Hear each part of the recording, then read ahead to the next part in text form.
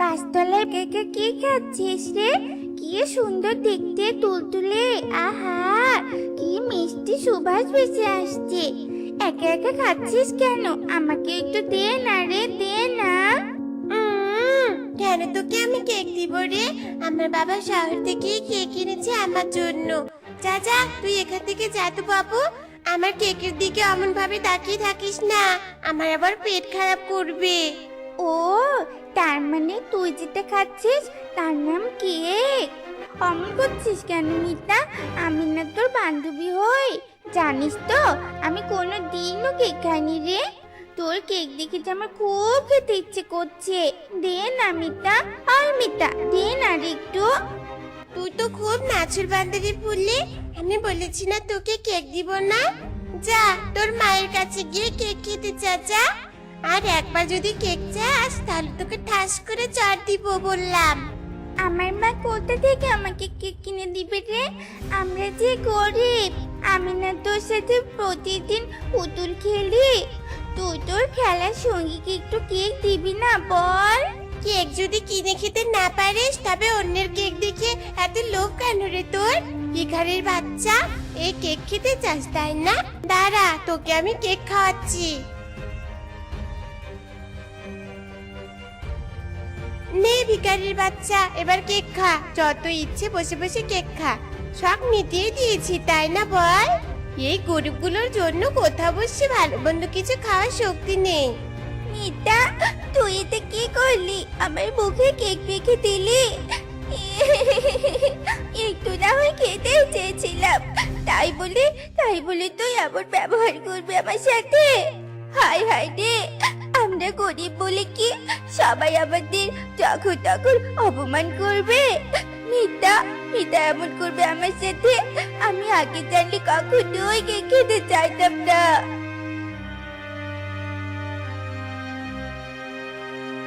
আহারে, তোমার বন্ধু তোমার মুখে কেক মাখিয়ে দিয়ে কি হালটাই না করেছে। তোমাকে দেখে মনে হচ্ছে একদম বাদর মুখো। আমার ছোটবেলার বন্ধুর কাছে একটু কেক খেতে চেয়েছিলাম, আমাকে অপমান করেছে। আর তুমি একটা পরী হয়ে আমাকে নিয়ে মজা করছো। তুমি খুব বাজে পরী, খুব বাজে। যাও যাও, আমার সামনে থেকে চলে যাও তুমি। রাগ করছো কেন? তোমার বন্ধু তোমাকে ওভাবে অপমান করা দেখে আমার খুব খারাপ লেগেছে জানো। তাই তোমাকে আমি সাহায্য করতে এসেছি। এতক্ষণ একটু মজা করলাম, রাগ করো না। আমাকে ইচ্ছে করে রাগিয়ে তুললে, আবার বলছো রাগ করবো না।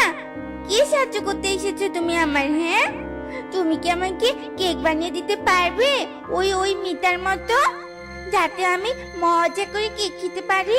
অবশ্যই পারবো, অবশ্যই পারবো কেক বানিয়ে দিতে। একটু অপেক্ষা করো আর দেখো আমার জাদু। এরপর পরি তার পাশে থাকা মাটি তুলে কেকের মতো আকার তৈরি করে, আর সেই মাটিতে জাদুর দণ্ডটা ছোঁয়ায়, আর সত্যিকারের সেই মাটিটা কেক হয়ে যায়। একে অবাক করা কাণ্ড রে বাবা! মাটি দিয়ে কেকের মতো বানালে, আবার তোমার ওই জাদুই দণ্ড ছোঁয়াতে মাটিটা কেক হয়ে গেল। আমি তো কিছুই বুঝতে পারছি না পরি। সব আমার জাদু গো, সব আমার জাদু। এই কেকটা তুমি যতদিন ইচ্ছে খেতে পারবে, কেক কখনো শেষ হবে না। আর এই কেকের একটা মজার বিশেষত্ব হলো, এই কেক থেকে এক টুকরো কেক কেটে নিয়ে যা চাইবে সেই কেকের টুকরোটা তাই হবে। এটা আমার বানানো এক জাদুই কেক, জানো?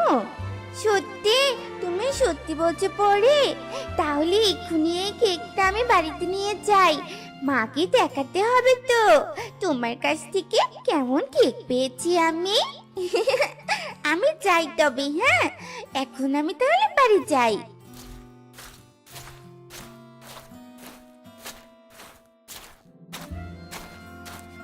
ফুলি, এই ফুলি, তোর হাতে ওটা কিসের কেক রে? কোথা থেকে এই কেক নিয়ে এলি রে? এই, তুই কারো কাছ থেকে কেক চুরি করে নিয়ে আসিসনি তো? বল, এত বড় কেক কোথায় পেলি তুই?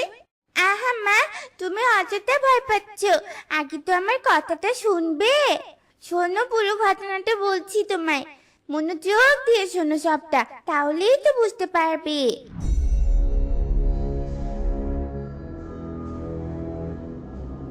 তুই এসব কি বলছিস? এটা পরীর বানানো কেক?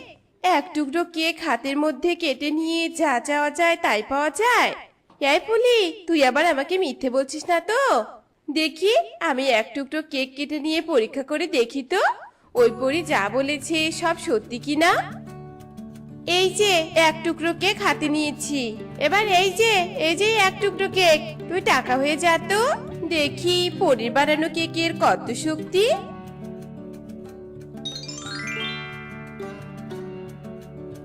আরে আজব ব্যাপার তো, দেখ পরি দেখ, পরি তো তোকে সত্যি জাদু করে কেক বানিয়ে দিয়েছে রে।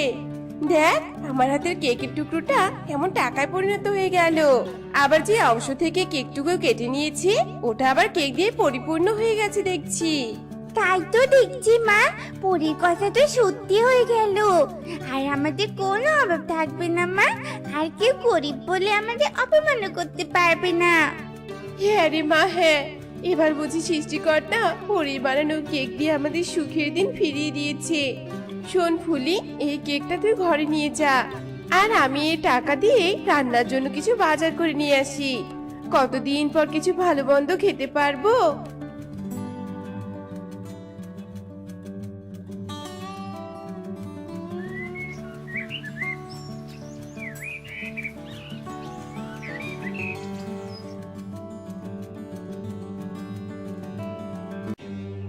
বিনোদা, এই বিনোদা, কোথায় তুই? বেরিয়ে আয় বলছি।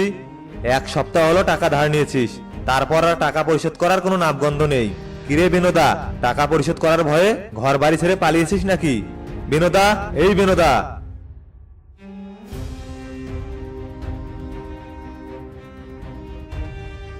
আরে আরে মোড়ল মশাই, আপনি কষ্ট করে আমার বাড়িতে আসতে গেলেন কেন? আমি কিছুক্ষণ পরেই আপনার টাকা নিয়ে আপনার কাছে যেতাম। ধার নিয়েছিলাম আর তা পরিশোধ করব না, তা কি করে হয় বলুন? ওসব মিষ্টি মিষ্টি কথা বাদ দে বিনোদা। তোদের মতো গরিবদের টাকা ধার দিয়ে কোনো বিশ্বাস নেই। যখন তখন টাকা শোধ না করে পালিয়ে যেতে পারিস। এখন আনতো বাপু আমার টাকা, তারপর বাকি কথা। এখানে একটু দাঁড়ান মোড়ল মশাই, এক্ষুনি ঘর থেকে আমি টাকা নিয়ে এসে আপনাকে দিচ্ছি। এই কেকের টুকরো, মোড়লের ধার পরিশোধ করতে হবে রে, এক্ষুনি টাকা হয়ে যেত। আরে আরে, এ কি দেখলাম আমি? আজ বিনোদার বাড়িতে ধারে টাকা না নিতে আসলে তো জানতামই না যে ওই কেকের মধ্যে টাকার খনি আছে। ভাগ্যিস জানালা বরাবর দাঁড়িয়েছিলাম, তাই সবটা দেখতে পেরেছি। এই নিন মোড়ল মশাই, আপনার সব টাকা আজ আমি পরিশোধ করে দিলাম, নিন। টাকা? না না বিনোদা, আমি আর কোনো টাকা নিব না। তোর ঘরে যে কেকটা আছে ওটা আমাকে দিয়ে দে, তাহলে তোর সব টাকা মাফ করে দিব। কেক? কিসের কেকের কথা বলছেন আপনি মোড়ল মশাই? আমি তো কিছু বুঝতে পারছি না। দেখ বিনোদা, আমাকে একদম মিথ্যা কথা বলবি না। আমি জানালা দিয়ে সব দেখেছি। নিজের ভালো চাস তো ওই কেক আমাকে দিয়ে দে। না না মোড়ল মশাই, আমি ওই কেক আপনাকে দিব না। ওই কেক দিলে যে আবার সংসারে অভাব অনটন লেগেই থাকবে। আপনি আপনার টাকা নিয়ে চলে যান। এতক্ষণ থেকে ভালোভাবে কেক চাচ্ছি তো তাই দিচ্ছিস না। এবার তাহলে জোর করে আমাকে ওই কেক নিতে হবে। ওই কেক দিয়ে তো আমি প্রচুর টাকার মালিক হয়ে যাব।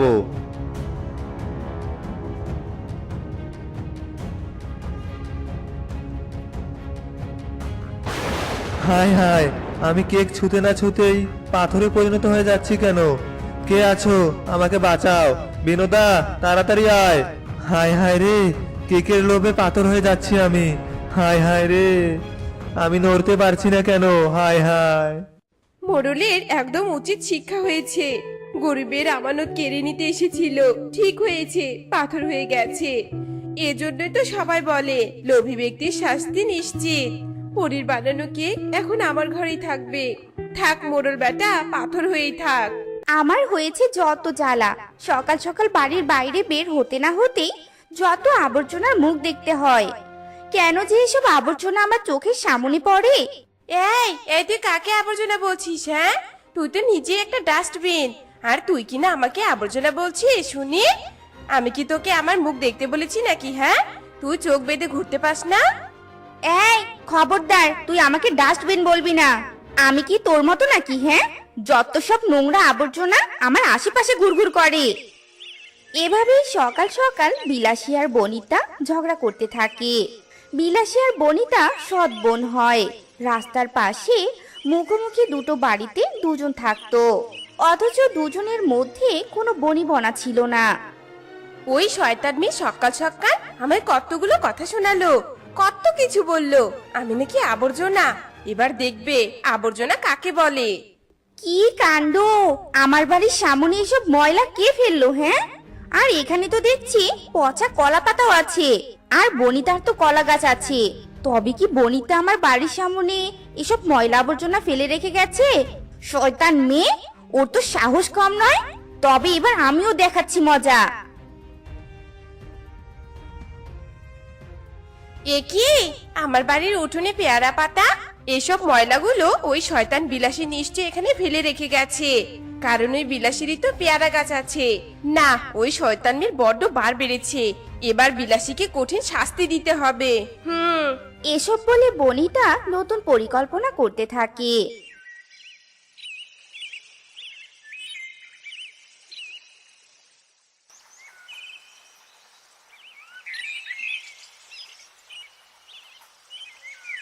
বুঝলি শাকচুন্নি, এই জঙ্গলে আর কোথাও পচা মাছ শুটকি পাওয়াই যাচ্ছে না।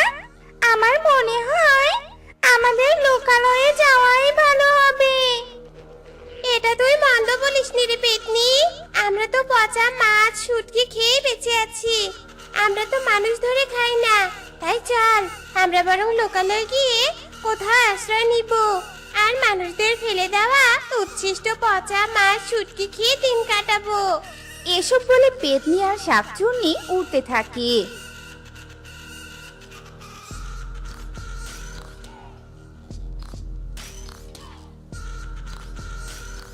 দেখ পেতনি দেখ, এই মুখোমুখি বাড়ি দুটো ভীষণ সুন্দর, তাই না রে? আর বাড়ি দুটোর পাশে কলা গাছ আর পেয়ারা গাছও আছে দেখছি। আমরা চাইলে এই দুই গাছে আশ্রয় নিতে পারি, বল? একদম ঠিক বলেছিস তুই। আর এই জায়গাটা লোকালয়ের শুরুতে, এখানে আমাদের কোনো অসুবিধা হবে না রে। শয়তান মেয়ে আমার পিছনে লাগে, আমার বাড়ির উঠোনে পেয়ারা পাতা ফেলে রেখে আসে, তাই না? আজ আমি ওর পেয়ারার ডালগুলো কেটে ফেলবো। এসব বলে বনিতা দাঁড়িয়ে পেয়ারার ডাল কাটতে থাকে। আর তখনই পেতনির ঘুম ভেঙে যায়, কিন্তু পেতনিকে বনিতা দেখতে পায় না। কি কাণ্ড! সকাল সকালে মেয়ের মাথাটা খারাপ হয়েছে নাকি? হ্যাঁ, এভাবে পেয়ারা গাছের ডাল কাটছে কেন? শব্দে তো আমার ঘুমটাই ভেঙে গেল। শয়তান, তুই আমার পেয়ারা গাছের ডাল কাটছিস কোন সাহসে? হ্যাঁ, এই ডাল কাটার শব্দ শুনেই তো বুঝতে পারছিলাম এই অকাজটা তুই ছাড়া আর কে করবে। তাই আমি সাথে করে কুড়ালটা নিয়ে এসেছি। এবার দেখ আমি তোর কলা গাছের কি করি। সকাল সকাল কি শুরু হলো? হ্যাঁ, ওইদিকে তো দেখছি পেতনিও জেগেছে। যাই দেখি ঘটনাটা কি, পেতনির কাছে আমি শুনে আসি। হ্যাঁ রে পেতনি, ঘটনা কি রে? আমি তো কিছুই বুঝতে পারছি না এসবের। আমারও তো শব্দে ঘুম ভেঙে গেল, আর ঘুম থেকে জাগার পর যা দেখলাম তাতে তো মনে হলো এই পেয়ারা গাছ আর কলা গাছ এই দুই কন্যার দুই গাছ, আর দুই কন্যা ভীষণ ঝগড়ুটে, জানিস? বলছিস কি? এরা যদি এভাবে ঝগড়া করে তবে তো আমাদের শান্তি উড়ে যাবে। তাই যে করে হোক এদের থামানোর ব্যবস্থা করতে হবে আমাদের, বল?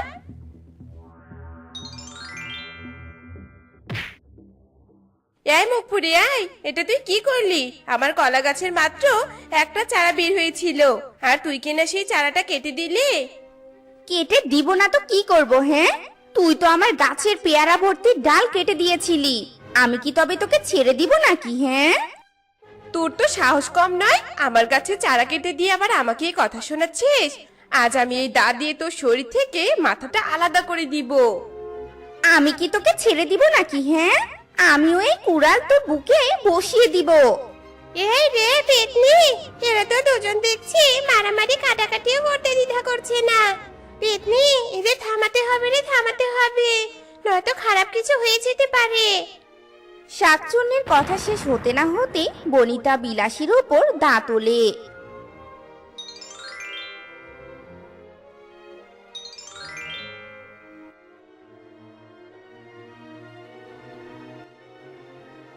এ কি, আমার হাতটা এভাবে আটকে গেল কেন? আমি তো হাত নাড়াতে পারছি না, মনে হচ্ছে কে যেন আমার হাত ধরে আছে। তুই একদম ঠিক বলেছিস, আমিও তো হাত নাড়াতেই পারছি না রে। আমার হাতটাও যেন কেউ একজন টেনে ধরে আছে। এটা কি হলো রে বনিতা? তবে কি আমরা অতিরিক্ত ঝগড়া করার শাস্তি পেলাম? বলছিস কি, তবে কি আমাদের হাত এমনই থাকবে? সৃষ্টিকর্তা কি আমাদেরকে এভাবে শাস্তি দিল? এবার কি হবে? এবার আর কি হবে, চল দুজন মিলে সৃষ্টিকর্তার কাছে ক্ষমা চেয়ে নেই আর প্রতিজ্ঞা করি আর কখনো আমরা ঝগড়া করব না রে। তুই ঠিকই বলেছিস, তবে আর আমরা ঝগড়া করব না। সৎবোন হয়েছি তো কি হয়েছে, আমরা এখন থেকে মিলেমিশে থাকবো আর আগের মতো সুখে দিন কাটাবো। কাজ হয়েছে রে পেতনি, কাজ হয়েছে। দুজনে ওরা ভালো হয়ে গেছে। তবে চল রে, এবার আমরা এদেরকে দেখা দেই আর সাবধানও করে দেই, যাতে এরা কখনো ভুল না করে। ঠিক বলেছিস রে, তার আগে হাত দুটো তো ছেড়ে দিতে হবে নাকি? এরপর পেতনি ও শাকচুন্নি বনিতা আর বিলাসীর হাত ছেড়ে দেয়।